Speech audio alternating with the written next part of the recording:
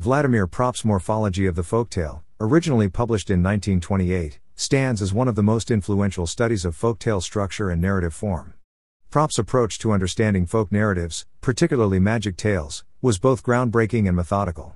He proposed that despite the diversity of characters and plots in Russian folktales, and, by extension, in magic tales across cultures, these stories adhered to a consistent structure. This structure could be broken down into a series of functions, a specific sequence of actions or events that formed the backbone of these tales. Below, I will discuss Propp's key ideas, his methods of analysis, the significance of his work, and its impact on subsequent scholarship. Background and context. Propp's study emerged from a rich tradition of Russian formalism, a literary theory that focused on the formal, structural aspects of texts rather than their content. Russian formalists were interested in what made literary works distinct as artistic objects. Propp, a scholar deeply immersed in this intellectual milieu, applied formalist principles to the study of Russian folktales, which had long been a rich subject of scholarly inquiry. Before Propp, folklorists often focused on classifying tales into different types based on their themes or motifs. The Arne Thompson-Uther (ATU) classification system, for example, categorized folktales according to recurring themes, such as Cinderella or the Dragon Slayer. Propp, however, was dissatisfied with this approach. He believed that it overlooked the deeper structural relationships between tales. Rather than categorizing tales by theme, Propp sought to uncover the underlying narrative structure that was common to all magic tales. Propp's methodology, functions and morphology. Propp's methodology was systematic. He analyzed a corpus of 100 Russian folktales, focusing on magic tales, which he defined as a particular type of folk narrative involving supernatural elements. Through careful analysis, he identified recurring narrative units, which he called functions. A function, according to Propp, is an action or event that moves the story forward. Importantly, these functions are consistent across different tales, even if the characters, settings, and other details vary. Propp identified 31 functions, which he argued formed the basic building blocks of magic tales. These functions included actions such as villainy, where the villain causes harm or damage, departure, where the hero leaves on a journey, and test, where the hero faces a challenge. Each function had a specific place in the overall structure of the tale, and Propp argued that the sequence of functions remained consistent across different stories. Propp's functions can be grouped into broader narrative stages, which often follow a linear progression. The story typically begins with an initial situation, followed by the introduction of a problem or villainy. The hero then departs on a journey, encounters challenges, and ultimately resolves the problem, often leading to a reward or marriage. This structure, which can be seen in numerous folktales across cultures, is remarkably similar to what later scholars would describe as the hero's journey or monomyth, the 31 functions.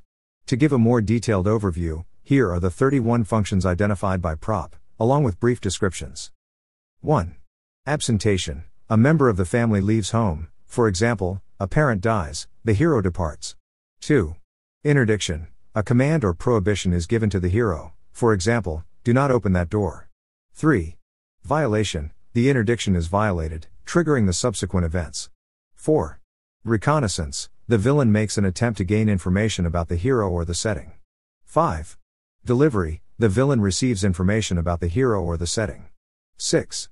Trickery. The villain deceives the hero or another character. 7. Complicity. The victim unwittingly helps the villain by falling for the trick. 8. Villainy. The villain causes harm or damage, typically the abduction of a person, theft, or destruction. 9. Mediation. The hero learns of the villainy or misfortune and is called to act. 10. Beginning counteraction. The hero decides to counteract the villainy. 11. Departure. The hero leaves home to begin the adventure. 12. First function of the donor. The hero is tested or challenged by a donor figure, for example, a magical helper. 13. Hero's reaction. The hero responds to the test, often proving their worthiness. 14. Acquisition. The hero obtains a magical item or help from the donor. 15. Guidance. The hero is led to the location of the quest or goal. 16. Struggle. The hero and the villain engage in direct conflict. 17. Branding. The hero is marked in some way, often symbolically, for example, a scar, a special item. 18. Victory. The hero defeats the villain. 19.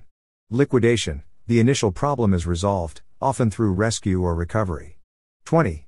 Return. The hero begins the journey back home. 21. Pursuit. the hero is pursued by the villain or other adversaries. 22. Rescue, the hero is saved from pursuit or danger. 23. Unrecognized arrival, the hero returns home but is not immediately recognized. 24.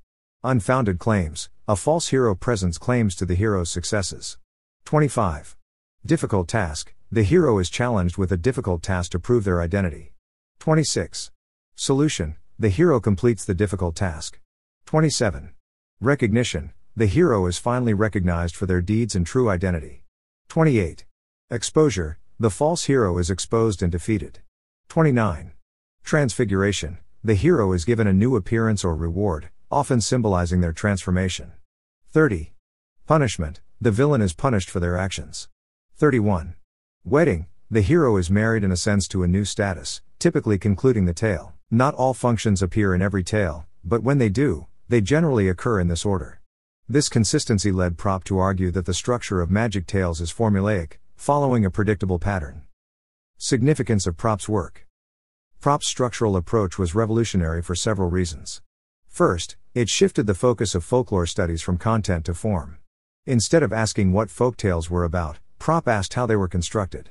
His work thus anticipated later developments in structuralism, a movement in the humanities and social sciences that sought to uncover the deep structures underlying cultural phenomena. Second, Propp's emphasis on the universality of narrative functions suggested that magic tales, and perhaps narratives more generally, followed certain rules or conventions that were shared across cultures. This insight had profound implications for the study of comparative mythology and literature. Scholars began to see that stories from different cultures often followed similar patterns, even if the specific details varied. Propp's work also had a significant impact on other fields, including literary theory, linguistics, and anthropology.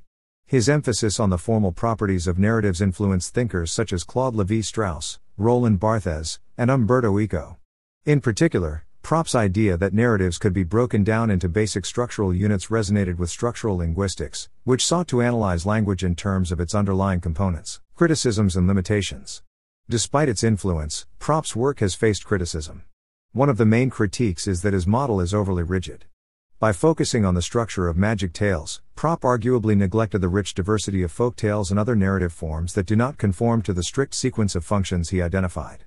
Critics have also pointed out that Propp's model is highly specific to Russian folktales and may not be universally applicable. Another limitation of Propp's approach is that it emphasizes plot at the expense of other aspects of storytelling, such as character development, theme, and tone. Propp's functions provide a useful framework for understanding the basic structure of magic tales, but they do not fully account for the richness and complexity of these stories. Legacy and influence. Despite these criticisms, Propp's work has had a lasting impact on the study of folklore, narrative theory, and literature. His structural approach influenced the development of narratology, the study of narrative and its structures, and his ideas continue to be used by scholars and storytellers alike. Propp's influence can also be seen in popular culture, particularly in the way stories are constructed in modern film and literature. The idea that narratives follow a predictable pattern, with key moments of conflict, challenge, and resolution, is central to the way many contemporary stories are told, from Hollywood blockbusters to novels. In conclusion, Vladimir Propp's morphology of the folktale provided a new way of understanding the structure of magic tales and narratives more broadly. By identifying a series of functions that recur across different stories, Propp showed that even the most diverse tales share a common underlying structure. While his work has been critiqued for its rigidity and focus on plot over other elements, it remains a foundational text in the study of folklore and narrative theory, with a lasting influence on both academic scholarship and popular storytelling.